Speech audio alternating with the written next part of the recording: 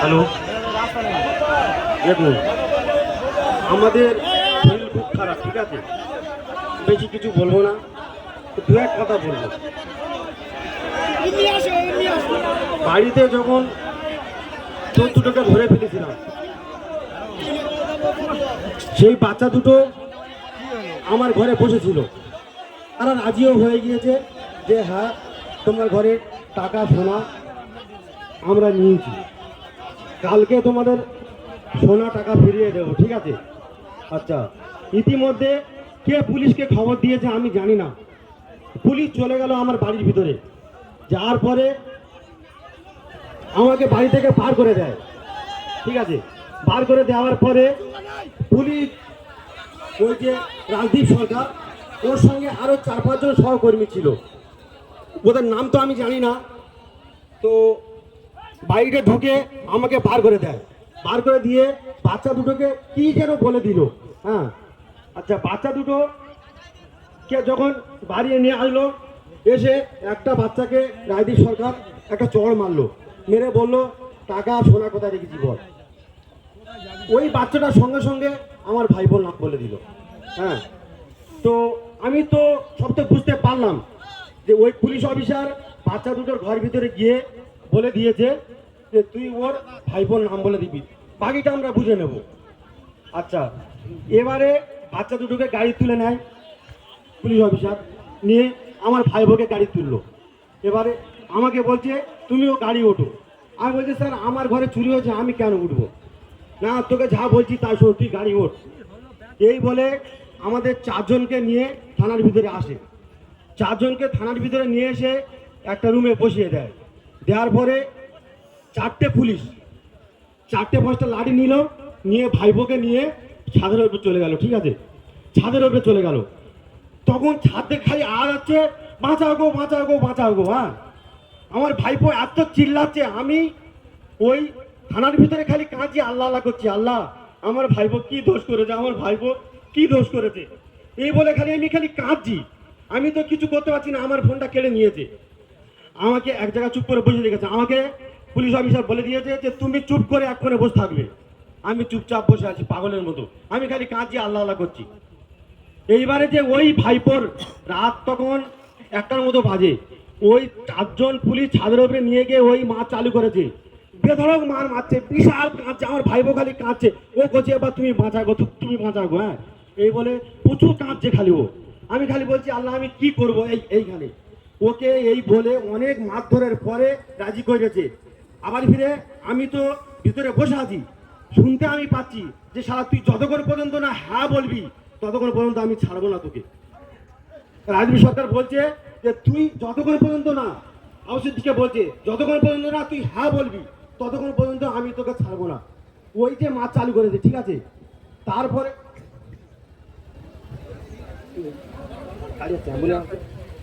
তারপরে ভাইপোকে যেন প্রচুর মারধর করছে, আমি তো খালি কাঁচে ভিতরে বসে বসে। এইভাবে রাতটা পার হয়ে যায়। রাতটা পার হয়ে যাওয়ার পরে সকালবেলা তখন দেখলাম ফের 4-5খানা পুলিশ একটা টিম হয়ে একসাথে ঢুকে পড়লো ভিতরে, পড়ে ফের ভাইপোকে ধরেছে, ধরে কোমরে কাঁচি বেঁধেছে। আমি দেখছি তখন ওই রাত্রেবেলা মোটামুটি 4টের মতো লাঠি ভেঙে দিয়েছে আমার সামনে। আমি তো বড়বাবুকে বারবার বললাম যে স্যার আমি তোমার পায়ে ধরেছি, তুমি একবার থানার ভিতরে ভিডিও ফুটেজটা একবার খালি দেখাও কি হয়েছিল থানার ভিতরে। আচ্ছা, বড়বাবু তারপরে 10টার পরে আইলো, এসে বড়বাবু বলে দিল যে চলে যাও ফের আরেকবার।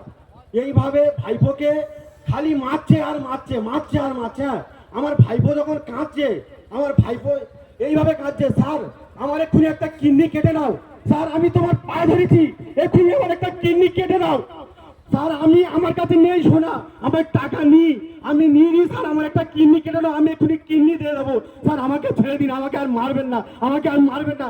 এইভাবে খালি ভাইপো কাঁদছে।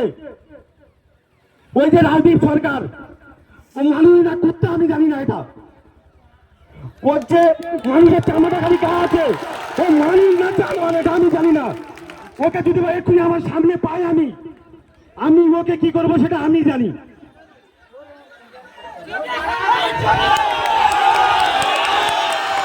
এইভাবে যখন দিনভর মারছে এইভাবে আমার ভাইপোকে 4 বার রাজি করিয়েছে যে তুই কোথায় রেখেছি বল। আমি তো তখন বুঝতে পারছি আমি থানার ভিতরে আছি, আমি সব বুঝতে পারছি যে আমার যে আগের যে সোনার টাকাটা চুরি হয়েছে সেইটাকে ওরা চাপার জন্য। অ্যাম্বুলেন্সে পেশেন্ট যদি থাকে, তারপরে দিনভর এইভাবে মারধর চলছে ভাইপোর উপরে, ঠিক আছে। তারপরে রাত যখন মোটামুটি 7:30 8টা বাজে, তারপরে আমাকে ডাকলো ভিতরে থানার আইসি। আমি গেলাম ভিতরে, যাওয়ার পরে ওই রাজদীপ সরকার আমার ভাইপোকে কোমরে দড়ি বেঁধে মারতে আমার ভাইপোকে নিয়ে আলো বড়বাবুর সামনে, ঠিক আছে। বড়বাবুর সামনে ওই রাজদীপ সরকার ওই কুত্তা আমার ভাইপোকে ফের মারছে, বলছে তুই সোনা কোথায় রেখেছি বল, সোনা বার কর। আমি তো জানি ভাইপোর কাছে নেই সোনা, তো ওই বড়বাবুর কাছেই আছে, আমি জানি তো। ও তো সোনাটা আত্মসাৎ করবে বলে চক্রান্তটা করছে যে আবু সিদ্দিককে চোর প্রমাণ করাবো, মারবো, মারধর করবো দিনভর। মারতে ওর ঘরে আবার ফিরে আমাদের গ্রামের যে ছেলেটা সোনা চুরি করেছে তার বাপ থানায় গিয়ে বলে দিয়েছে এদের অনেক কিছু আছে, যত মারবে পারবে, যত মারবে মাল বার হবে। এইভাবে যখন ভাইপোকে রাত 8টার সময় ফের যখন মারছে আমার সামনে, বড়বাবু রাজদীপকে বলছে যে একে এবারে বাড়ি নিয়ে যাও, বাড়ি নিয়ে গিয়ে যদি ভাই এর বাড়িতে সোনার টাকা না দেয় তাহলে একে নিয়ে আসবে, এসে ন্যাংটো করে দেবে, দিয়ে জামা প্যান্ট খুলে দিয়ে এর পায়ে দড়ি বেঁধে টাঙিয়ে দেবে। হ্যাঁ, এইভাবে যখন আমার সামনে বলছে তখন তো ভাইপোর কিছু নেই, ভাইপো ভালো করে কথা বলতে পারছে না। ওর তখন মানে পিছন থেকে রক্ত বার হচ্ছিল, তখন ভাইপোর কোনো সাড়া নেই। এত মার মেরেছে ভিতরে, সে মারের বর্ণনা আমি তো ভুলতে পারছি না, আমি আপনাদেরকে বলে বোঝাতে পারবো না যে কিভাবে মেরেছে। একটাই ছোট চেয়ারের ভিতরে আমার ভাইপো আমার সামনে একটাই ছোট চেয়ারের ভিতরে ঢুকে গিয়েছে আমার ভাইপো। ও স্যার আমার বাঁচাবো, ও স্যার আর আমার মারবেন না, ও স্যার আমি আর পাচ্ছি না, ও স্যার আমাকে ছেড়ে দিন। আমি এমন ভাবে বলছে স্যার আমি আপনাকে বাবা বলেছি, আপনি আমাকে ছেড়ে দিন। ওই আমার কুত্তা, ও পুলিশের জানোয়ার, ও জানোয়ার, সবাই জানে ও জানোয়ার। ও জানোয়ার না হলে কোনোদিন একটা বাচ্চাকে এইভাবে মারতে পারে না ও। তারপরে যখন আমার সামনে এইটা বলছে যে ওকে বাড়ি নিয়ে যাও, সোনা টাকা না দিলে ওকে ছাড়বে না, নিয়ে এসে ন্যাংটো করে পায়ে হাত পায়ে দড়ি বেঁধে টাঙিয়ে দেবে, দিয়ে লাঠি চার্জ করবে।